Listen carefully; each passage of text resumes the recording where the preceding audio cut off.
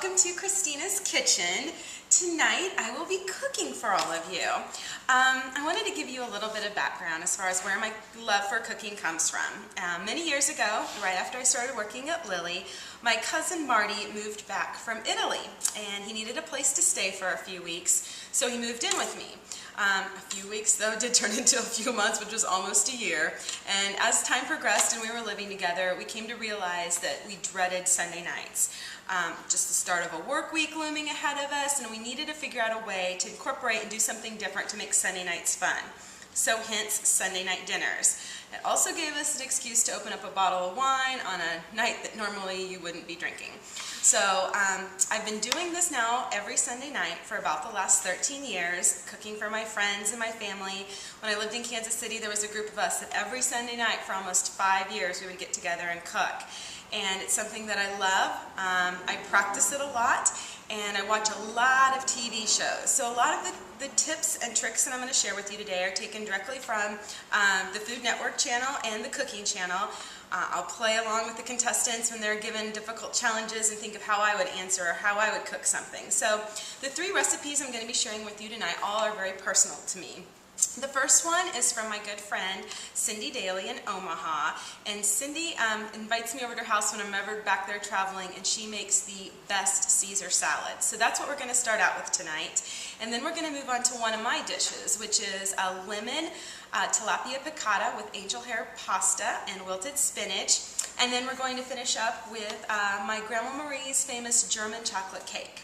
So to get started, we're going to start working on the Caesar salad, and I'm going to give you a few tips here.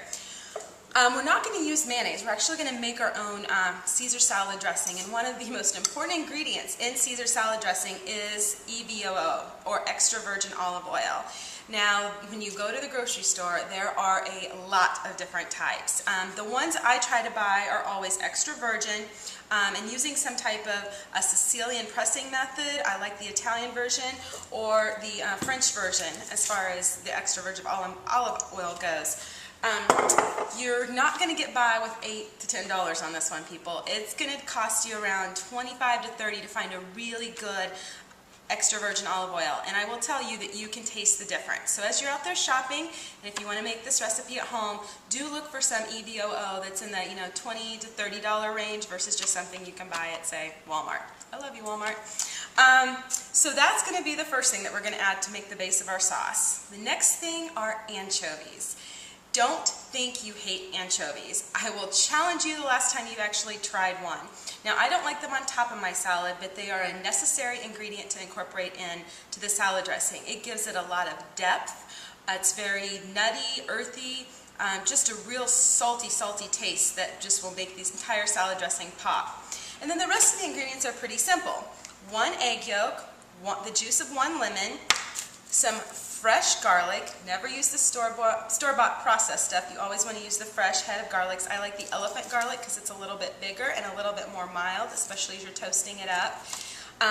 Fresh Parmesan cheese. Again, don't get the one that's grated that's in the green jar, plastic jar. You want the real stuff. Some fresh romaine lettuce heads, and then some French bread. And that's going to be the main ingredients for our Caesar salad dressing. Along the way, too, I'm going to teach you some of the gadgets that I use. And the first one is called the Silpat. The Silpat, I actually got advice on getting this when I went to a couple of culinary cooking schools. This is amazing. Now, it costs about $30, but it's something you'll use all of the time. And it goes right on top of your cooking sheet. And over the time, it just starts to get the flavor of a lot of different foods. So if this is my savory one, so this is what I would cook, things that would include any type of salt or garlic, and then I have a sweet one, which I would make cookies, cake pies, things like that on.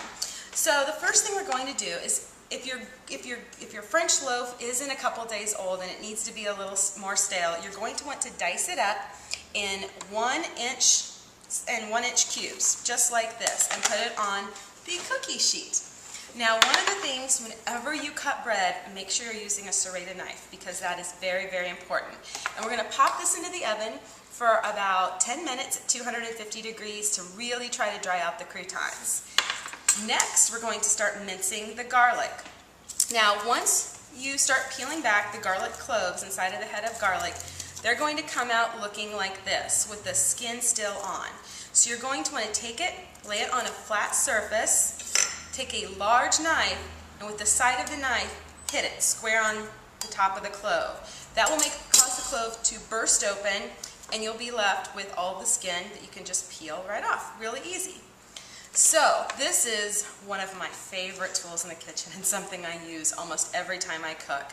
I've used the traditional garlic presses, I've used the way of mincing garlic with a fine knife and some salt to mash it up, but this by far is my favorite tool. You just put the piece of garlic right into the center of this plastic construction thing here, and then you just go back and forth, and you just turn it. And you keep turning it, and the garlic minces itself. And you wind up with this beautiful, beautiful garlic paste. So now we've taken the stale bread out of the oven at 250 degrees for 10 minutes. And we've got over here foaming up about 2 tablespoons of EVOO and then 2 tablespoons of butter. See how it's nice and bubbly?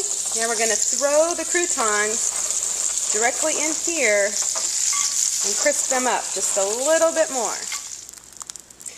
I've also added a couple of garlic cloves in there as well. As they brown up, they'll get just a little bit of the hint of the garlic too. Make sure you're always seasoning with salt and pepper. I've already chopped up the romaine lettuce, which looks beautiful. Here is what an anchovy looks like in case you haven't seen one. I've added 2 anchovies into the food processor right there, along with 4 cloves of garlic, 1/2 of a squeezed lemon, 1 tablespoon of Dijon mustard. Make sure you don't overdo that Dijon mustard because it's pretty pungent in the salad dressing. The yolk of 1 egg, a few dashes of Worcestershire sauce, and 3 tablespoons of grated Parmesan Reggiano cheese. Another tool that is a must-have for any kitchen cook is this beautiful microplane here. It leaves really finely shredded cheese. And to that then we added a couple of swirls of the extra virgin olive oil. And here you can see is the beautiful salad dressing. So now we've finished making the Caesar salad. One of the things I've always learned to do is layer in the salt and pepper. So we added some fresh ground sea salt and some black peppercorns into the salad dressing and also onto the croutons. I removed the 2 garlic cloves from the croutons and then tossed the romaine heads with the salad dressing, added the croutons, then a little extra Parmesan cheese on top. And here's your first main dish. So now we're going to be moving on to our entree. But first I wanted to share you the story about how Caesar salad dressing came to be.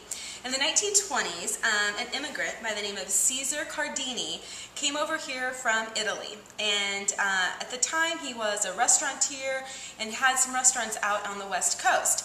Now Julia Child, one of my heroes, one of the best chefs ever to have lived, said that she recalls eating in Caesar's restaurant back in the 1920s where she had his delicious salad dressing. However, it's only been documented that it's been on a menu since the mid-1940s. And again, my friend Cindy just makes one of the best salad dressings, and I hope you enjoy it. Now we're going to move on to my dish, and it is tilapia piccata with angel hair pasta and wilted spinach. Now piccata is another Italian dish, and I believe it's so easy to make, and that's the reason I wanted to teach you the recipe. I went over to Italy back in 2009 for the first time, and as you know, Scott and I are planning a trip here in a few weeks to go back, and I can tell you piccata is one of my favorite things to make. Now, you've most often heard of it as either veal piccata or chicken piccata, and you can actually substitute any of the proteins in this meal.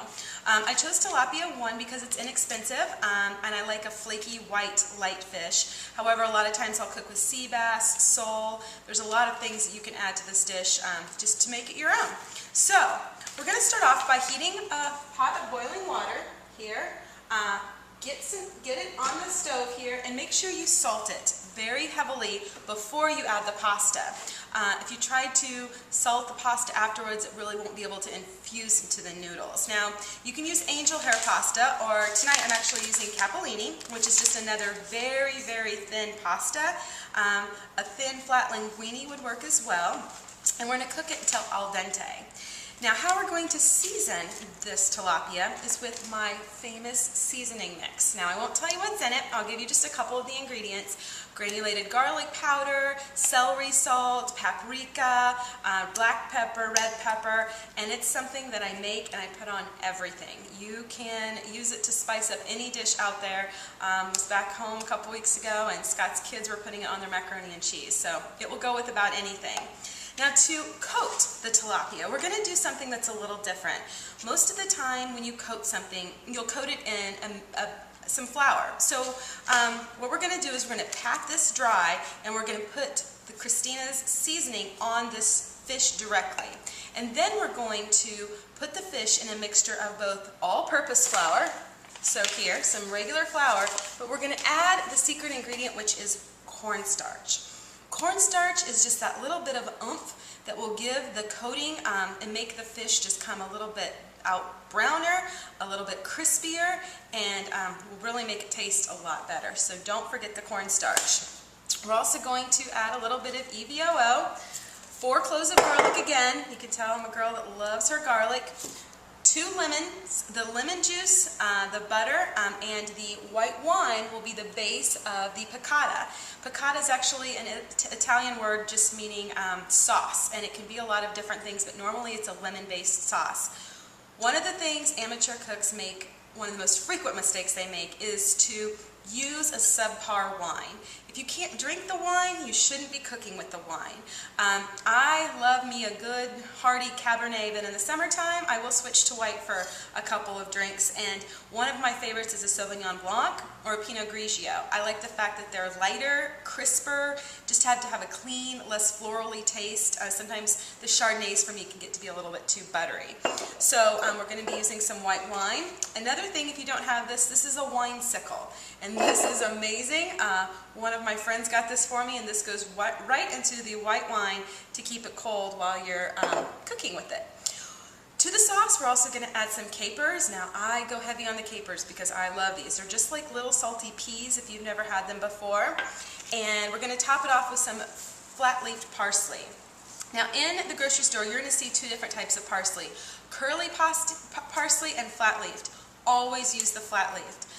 The curly parsley can be a little bit bitter. It tends to be a little bit greenier and dirtier, and this just has a cleaner and fresher taste. Always going to layer in the salt and pepper, and then we're going to end up wilting some spinach to go along with our tilapia piccata and angel hair pasta. Now, the one ingredient that needs to go with spinach is nutmeg. And again, don't buy the stuff that's already ground up. You're not going to get the beautiful flavor of it. Use a whole nutmeg, which comes like this, and this one's actually already been partially grated, and then use your microplaner, and we're going to grate it directly over the spinach as it's wilting. So let's get started.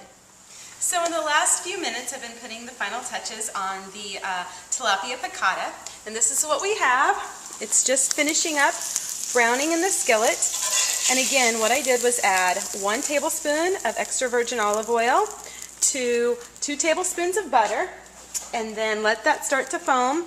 And now we're going to take this beautiful cast iron skillet and clean it out a little bit. Here is the angel hair capellini pasta. Now, one of the things you'll want to make sure you do is reserve a ½ cup of the pasta water. Pasta water has a lot of starch in it and will help thicken the sauce as we're getting ready to make it.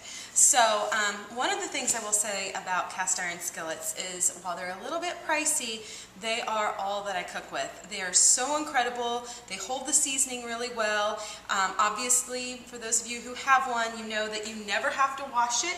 You just, after you're done, you wipe it out, season it with a little bit of extra virgin olive oil, and put it away. So now we're going to get started on our sauce. So we're going to take the pan here, and we're going to just do 1 turn, or just a little bit, there we go, of extra virgin olive oil. And to that, we're going to add the butter and the garlic. And get this going here. Now, one thing about garlic is you have to be very careful not to burn it. Garlic can burn very easily, so you only want to keep this going for about a minute while the garlic and the butter and the oil get mixed together. Then we're going to add 1 cup of that beautiful white wine. Finish it off with some of the parsley, capers, and lemons. And one thing about the parsley, when you get it, it's going to have a lot of stems. So make sure that when you slice it and mince it, you're only pulling off the leaves and throwing away the stems. And it should end up looking a little bit like this. And here's our beautiful pasta sauce. We added a little bit of zest from a lemon. Remember, if it's starting to get to the white part of the lemon, that means you've gone too far. Along with the juice of 1 full lemon, 1 lemon that's been sliced up, and some capers. Now what we're going to do is we're going to spoon this on top of the fish, just about half of it, on this beautiful fish here.